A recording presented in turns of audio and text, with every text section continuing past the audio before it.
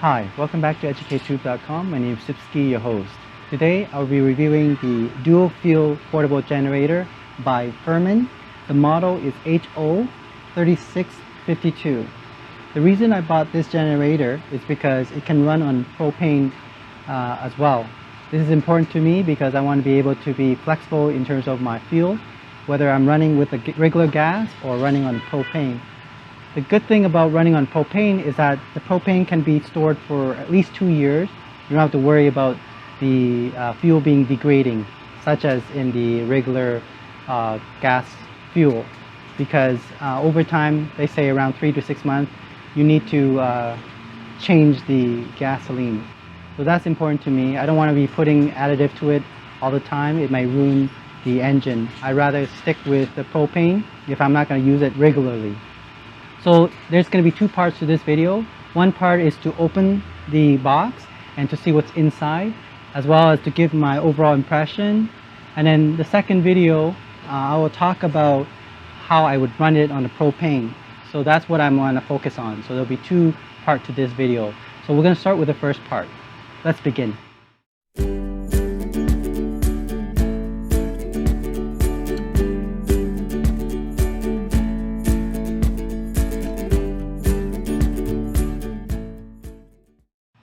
Alright, let's open up this dual fuel portable generator. Now I'm going to run it on the propane tank. So here I have a full tank I'm going to try with. But let's see what's in this box. Okay.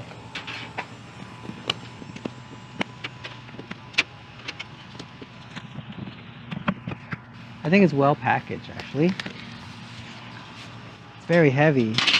Definitely you don't want to be carrying this on your own. It's over 110 pounds. But I think it's lighter than the H03651. The 51 is more heavier, I think by at least 10 pounds. This one is lighter, but the advantage of the 51 model is that it has a, I think it's the automatic electric starter, whereas this one you have to, it's a pull lever kind of igniter, so you have to actually pull the string to get it started. I think it's one right here, okay? But anyway, we'll see. So here's the, oops, come with the manual. As you can see, what the manual say here. All right. You should read your manual first. That's what it said. Wow, that's a nice one. Look at that. Beautiful yellow color. Okay. There's a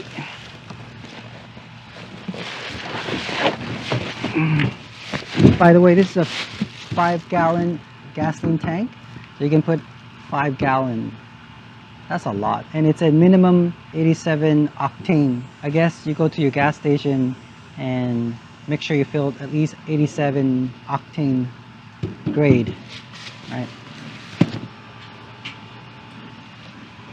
Let's see what's in this box here. All right, let's see what's in this box.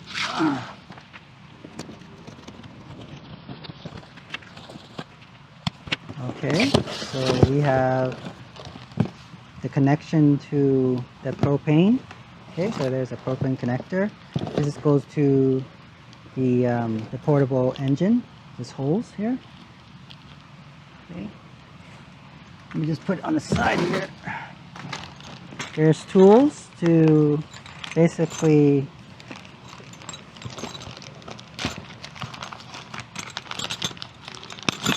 so there's wrenches, a couple of them, different wrenches. Yeah. Okay, so we have wrenches, 2 type of wrench. I don't know why they gave us 2. I guess it's a spare, that's good.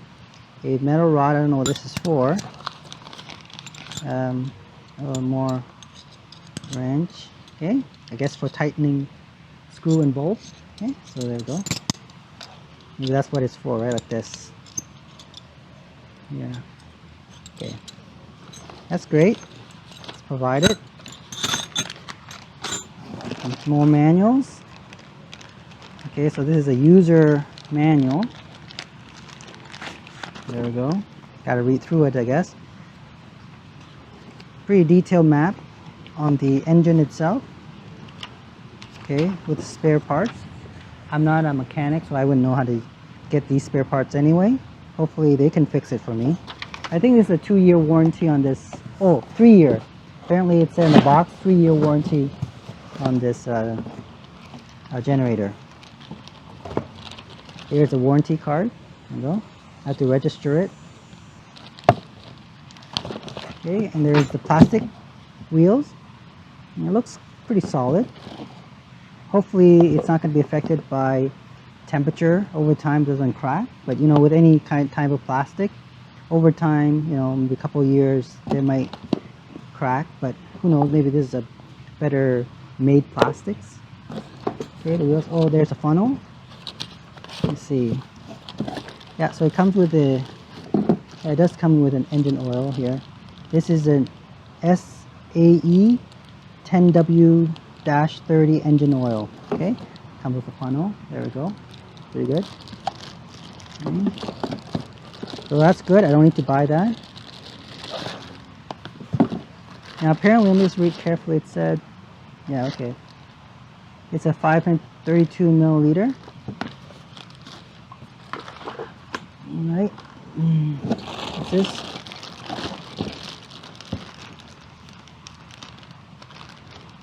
Okay, so this, I'm not sure what this is. Look like a bumper of some sort. I have to look at the manual how to put this together. I don't know. Oh, it's part of the wheel where you can, at the bottom, I think, right? You kind of put that in. I'll try to put it together and assemble it together to show you, okay? I think it's the bottom part. It's like these rubber part.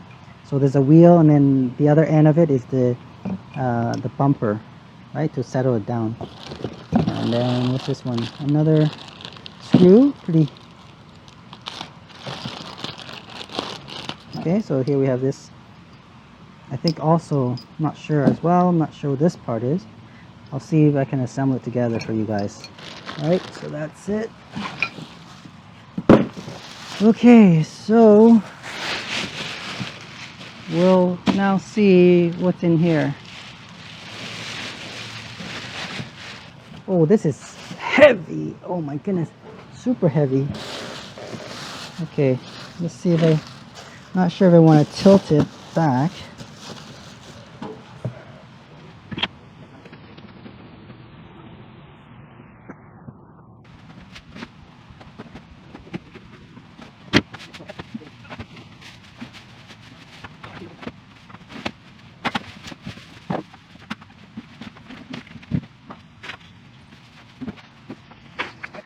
Alright, so we have a 208cc engine using a pull-up lever, so you got to pull the string to get it started. There's a choke to get it running from start to run, so you need to pull one of these levers in order to get it continuous running. There's the gasoline tank, 5 gallon, and it said 87 octane is the minimum level that you want to use.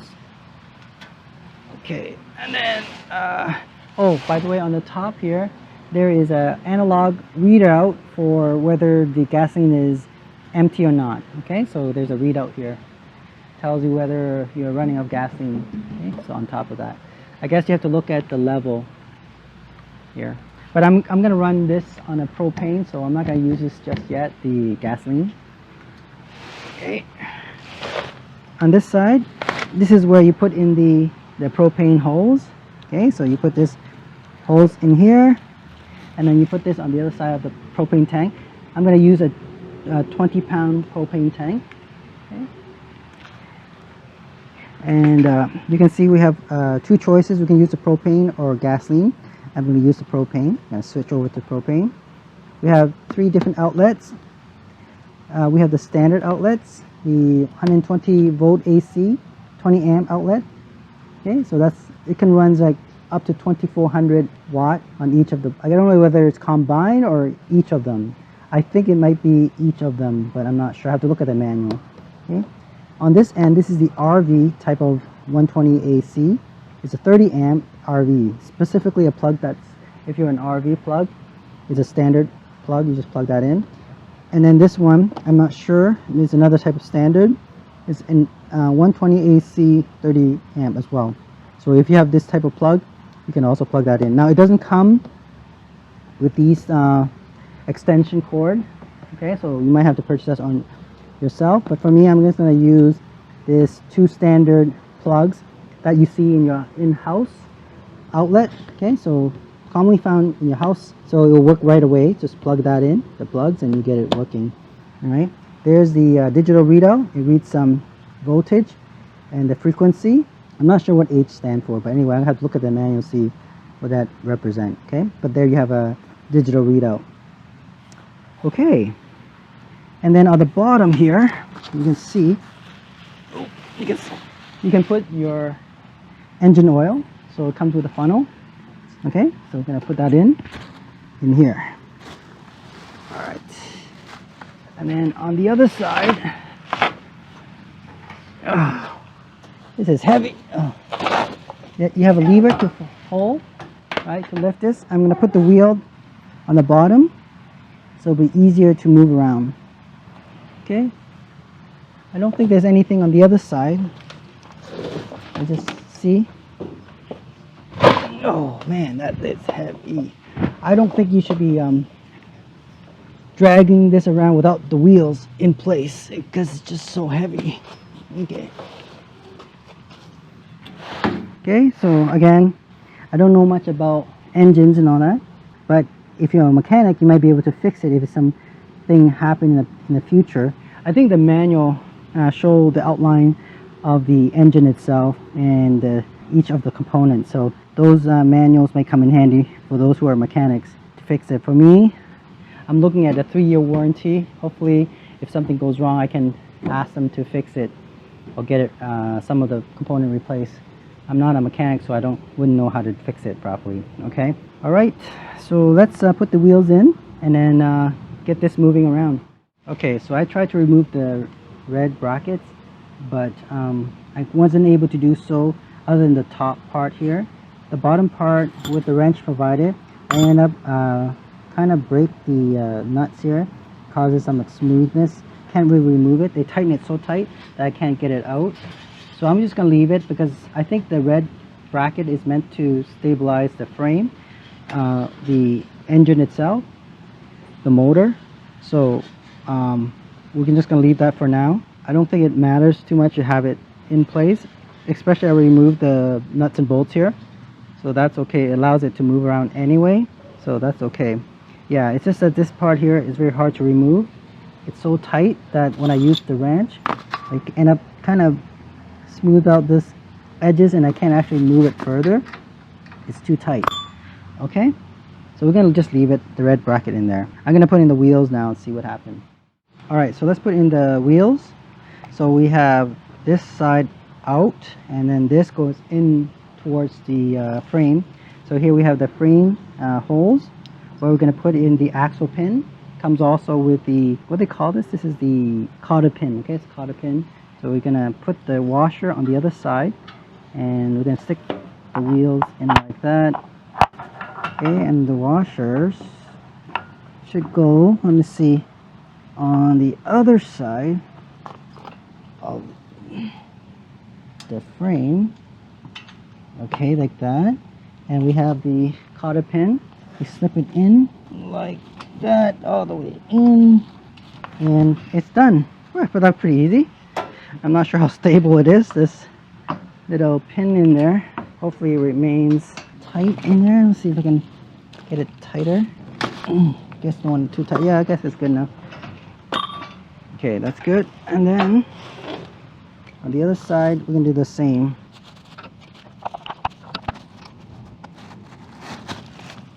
Like that. There we go. That's great.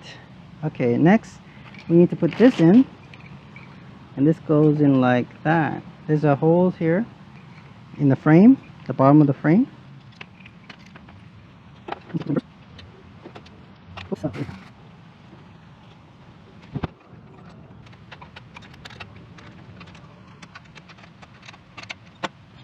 Okay, finish. We finished our first part. Let's put it down.